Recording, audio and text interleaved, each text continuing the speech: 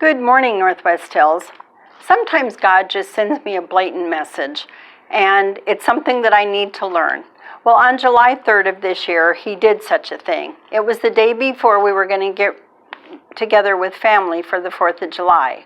So in our daily bread, July 3rd of this year, it reads, from James 3, 1 through 6, the tongue is a small part of the body, but it makes great boasts.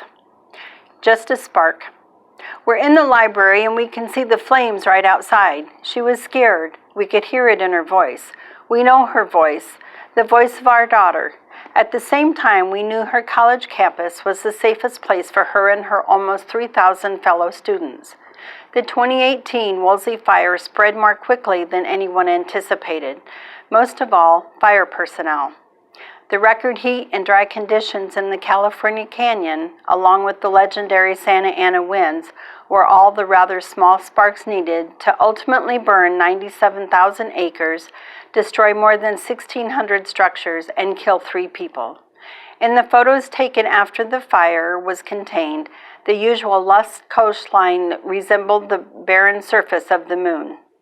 In the book of James, the author names some of the small but powerful things, bits in the mouths of horses and the rudders of ships. And while familiar, these examples are somewhat removed from us. But then he names something a little closer to home, something that every human being possesses, a tongue. And while this first chapter is dedicated specifically to teachers, the application quickly spreads to each of us. The tongue, small as it is, can lead to disastrous results. Our small tongues are powerful, but our big God is more powerful. His help on a daily basis provides the strength to rein in and guide our words. When was the last time your tongue got away from you? What will help you keep a tight rein on your words in God's strength? So that's the first part on July 3rd. Also on July 3rd, from Jesus Calling, the daily devotions was, my children make a pastime of judging one another and themselves, but I am the only capable judge, and I have acquitted you through my own blood. Your acquittal came at the price of my unparalleled sacrifice. That is why I highly offended when I hear my children judge one another or indulge in self-hatred.